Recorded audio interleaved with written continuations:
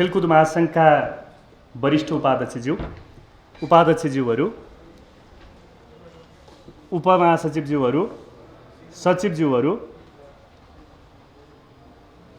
लगायत पदाधिकारी साथीहरू, खेलकुद महासङ्घका विभिन्न जिम्मेवारीमा रहनुभएका साथीहरू, सबैलाई म खेलकुद महासङ्घको तर्फबाट हार्दिकतापूर्वक अभिवादन र हार्दिकतापूर्वक सलाम व्यक्त गर्न चाहन्छु। र यो पत्रकार भेटघाटमा तपाईँ साथीहरूलाई हार्दिक स्वागत पनि गर्न चाहन्छु। पत्रकार मित्रहरू, हाम्रो गौरवशाली सङ्गठन खेलकुद महासङ्घले चौथो केन्द्रीय पदाधिकारीहरूको बैठक साउन 23 गते शनिबारका दिन अन्तर्राष्ट्रिय खेलकुद परिषद 7 दोबाटो स्थित अडिटोरियम हलमा स्वास्थ्य मापदण्डको ख्याल राखेर पार्टीका स्थायी कमिटीका सदस्य, मोर्चा फाँटका प्रमुख कमरेड टोबहादुर रायमाझी, त्यसै गरी पार्टीका स्थायी कमिटीका सदस्य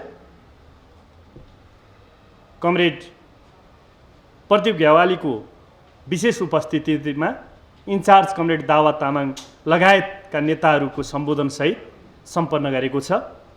यो बैठकले नेपालको खेलकुदको इतिहासमा अलिक एउटा नयाँ बाटो कोर्नका लागि, अब नयाँ दिशा दिनका लागि महत्त्वपूर्ण फैसलाहरू पनि गरेको छ। म सरसर्ती तपाईँहरूका बिचमा यो प्रेस विज्ञप्ति पढिबाची सुनाउँछु र तपाईँहरूका थप जिज्ञासाहरू भएमा जिज्ञासाहरू मेटाउने प्रयत्न गर्नेछु र मेरो भनाइसँगै यो कार्यक्रम पनि समापन हुनेछ। पत्रकार मित्रहरू, हाम्रो गौरवशाली सङ्गठन नेपाल खेलकुद महासङ्घ नेकोसको चौथो केन्द्रीय पदाधिकारी बैठक यही 2078 साउन 23 गते शनिबारका दिन अन्तर्राष्ट्रिय खेलकुद परिषद 7 दोबाटो स्थित अडिटोरियम हलमा स्वास्थ्य मापदण्डको पूर्ण पालना गर्दै सम्पन्न भएको छ। महासङ्घको वैशाख 7 गते सम्पन्न राष्ट्रिय भेला पश्चात दोस्रो पटक भौतिक रूपमा उपस्थित भई पदाधिकारीहरूको पूर्ण बैठक सञ्चालन भएको। बैठकले साङ्गठनिक तथा समसामयिक विषयमा छलफल गर्नुका साथै महासङ्घका भावी नीति तथा कार्यक्रम समेत तय गरेको छ।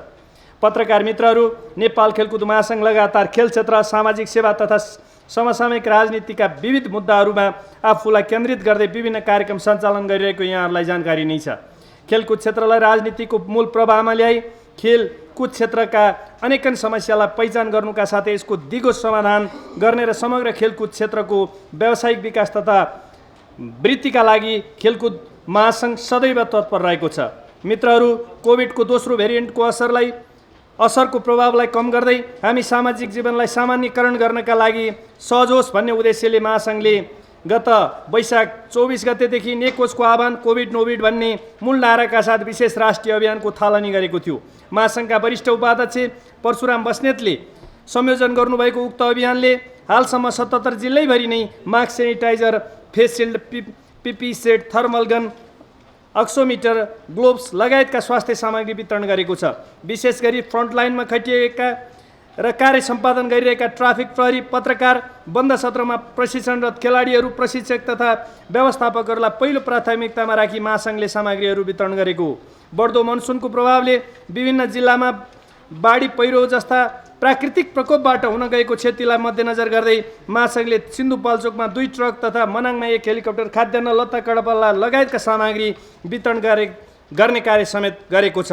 मित्रहरू, कोभिडको कारणले खेलकुद क्षेत्रमा परेको असरलाई न्यूनीकरण गर्नका लागि र थप क्षति हुन नदिनका लागि महासङ्घले नेपाल सरकारका विभिन्न निकायसँग समन्वय गरेर असार 13 गते 205 थान तथा साउन 10 गते 575 थान भेरोसिल खोप विभिन्न खेलका अन्तर्राष्ट्रिय राष्ट्रिय खेलाडी तथा खेल पदाधिकारी र खेल पत्रकार राष्ट्रिय खेलकुद परिषदका कर्मचारीलाई लगाउने व्यवस्था गरेको थियो।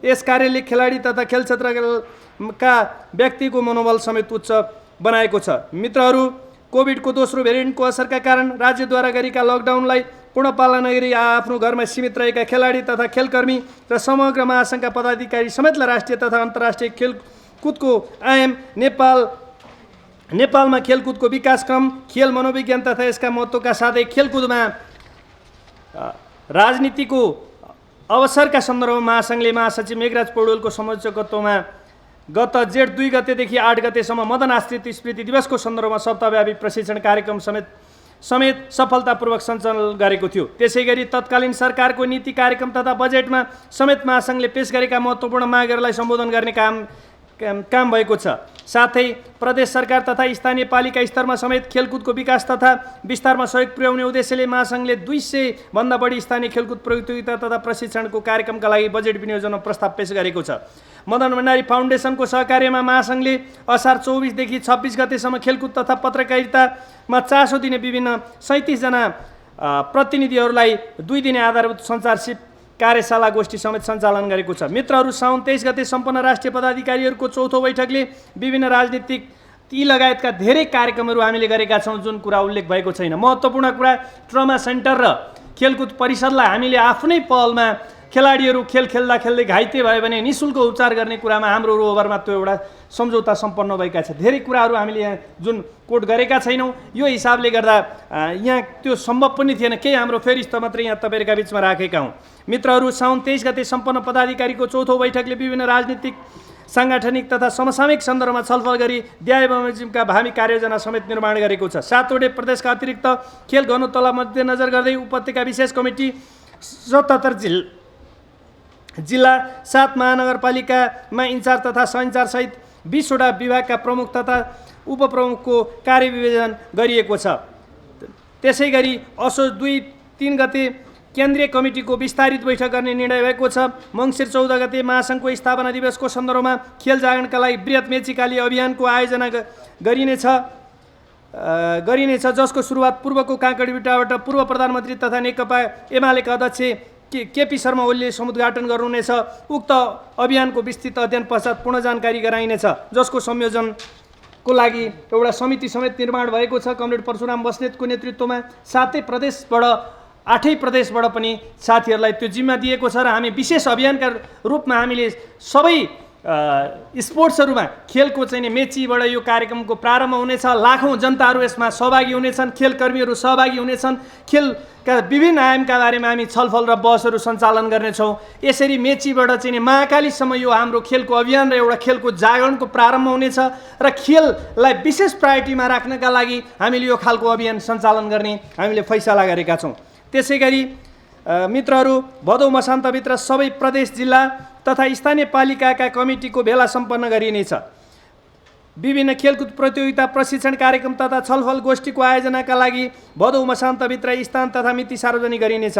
राष्ट्रिय खेलकुद परिषदमा हाल करार, अस्थायी तथा दैनिक जालादारीमा कार्यरत खेल प्रशिक्षक तथा प्रशासनिक कर्मचारीको अधिकार सुनिश्चित गर्न, निजहरूलाई स्वतः स्थायी गरी निवृत्ति भवनको समेत व्यवस्था गर्न र मुलुकभरका 17,000 शैक्षिक संस्था खेल प्रशिक्षक नियुक्त गर्न दबाब दिनका लागि नेपाल सरकार तथा सम्बद्ध निकायहरूलाई ज्ञापन पत्र बुझाइनेछ। यसका सन्दर्भमा सबै कर्मचारीहरूलाई थाहै गर्नुपर्छ भन्ने हाम्रो पहिलो माग रहेको छ। दोस्रो कुरा, जति खेलाडीहरू रिटायर हुनुहुन्छ, रिटायर खेलाडीहरूलाई निवृत्ति भरणको कुरा हुनुपर्छ।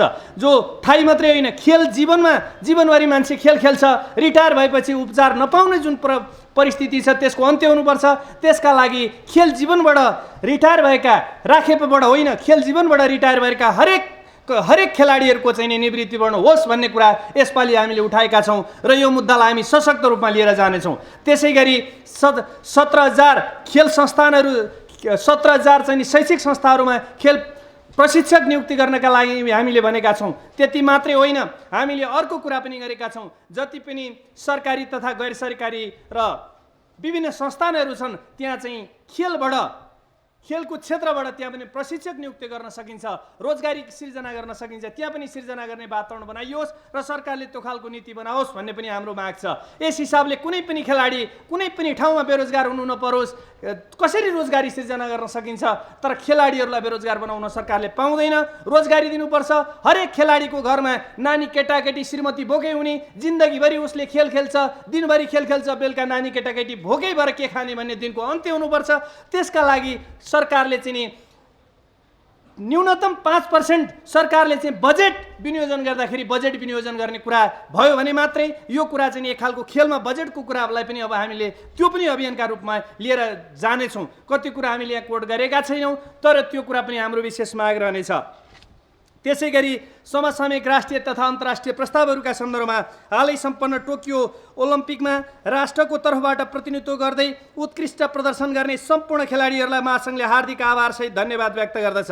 साथै 5 खेलाडीका साथमा 2 दर्जन बढीको जम्बो टोली लिएर विदेश सैर गर्दै राज्यको ढुकुटी दोहन गरेको ठहर गर्दै ओलम्पिक कमिटी र खेलकुद परिषद तथा खेल र खेलाडीको पक्षमा थप जिम्मेवार हुनुपर्ने निष्कर्ष निकालेको छ। साथै सहभागिताका लागि सम्पूर्ण रूपमा तयारी अवस्थामा रहेका खेलाडीहरूलाई अन्तिम समयमा आएर सहभागिताबाट वञ्चित गरिनुले आम खेलाडीहरूको मनोबल र भावनामा समेत ठेस पुगेको निष्कर्ष निकाल्दै महासङ्घले खेद प्रकट गरेको छ। त्यसै गरी जनादेशका विरुद्ध परामदेशबाट निर्माण भएको वर्तमान सरकार मूलतः असंवैधानिक रहेको ठहर गर्दै शक्ति पृथकीकरण तथा शक्ति सन्तुलन, संवैधानिक सर्वोच्चता तथा सार्वभौमसत्ता विरुद्ध राजनीतिमा अदालतीय हस्तक्षेप घोर अलोकतान्त्रिक भएको ठहर गर्दै सो विषयमा देशैभरि सङ्गठन तथा जनता सामु व्यापक जनचेतना जगाउने निर्णय भएको छ।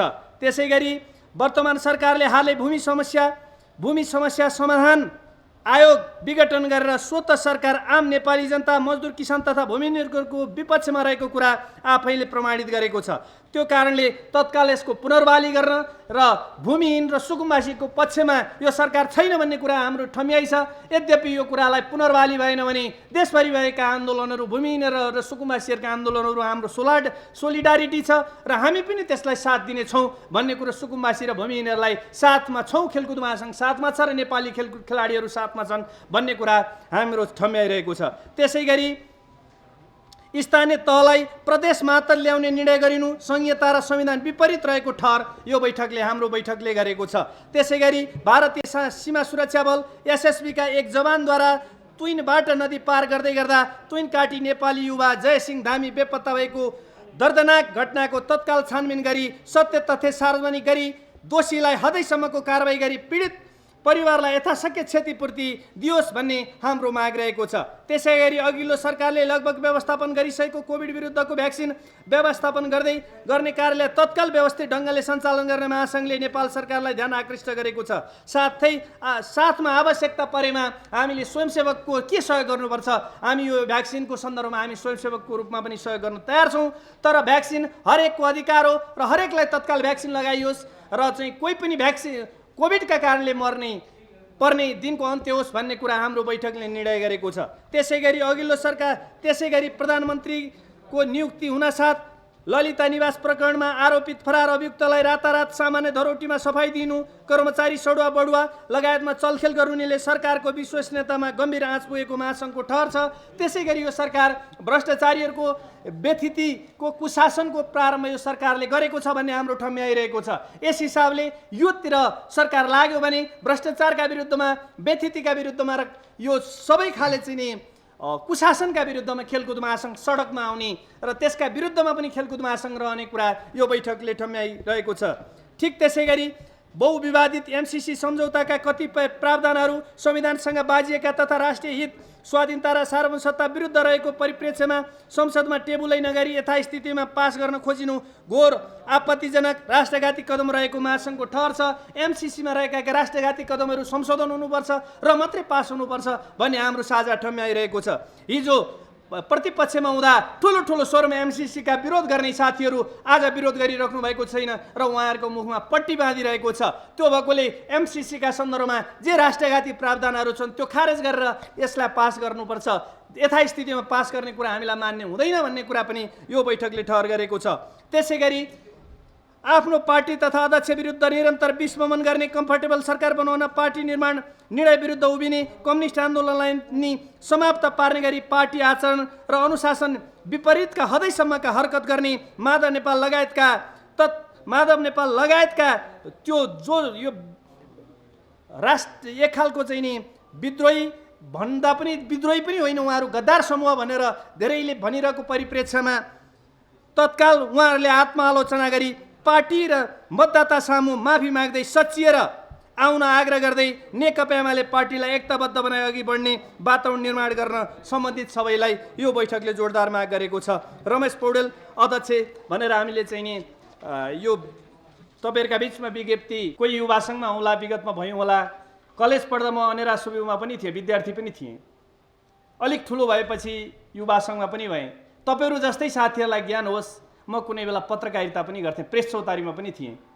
त्यो भएकोले एमालेका विभिन्न जनसङ्गठनहरू छन्, त्यसमा हामी विभिन्न जनसङ्गठनहरूमा स्वाभाविक रूपमा सङ्गठित भयौँ। अहिले हामी सबै खेलकुद क्षेत्रका खेल अभियन्ताहरू हौँ, खेलाडीहरू हौँ। खेलको हकितको कुरा, नेपालको खेलको विकासको कुरा, खेलाडीहरूको हकितको कुरा नै अहिले हाम्रो प्रधान विषय हो। साथमा हामीले यो पनि तपाईँहरूलाई लुकाउनु हुँदैन, झुट बोल्नु हुँदैन, हामी नेकपा एमालेसँग आबद्ध छौँ। एमालेका एजेन्डाहरू, एमालेका आफ्ना मुद्दाहरूलाई का आधारमा, त्यसको प्रकाशमा खेलका मुद्दाहरूलाई हामीले चाहिँ अगाडि लिएर जान्छौँ। सबै ठाउँमा तपाईँहरूको निरन्तर साथ रहनेछ।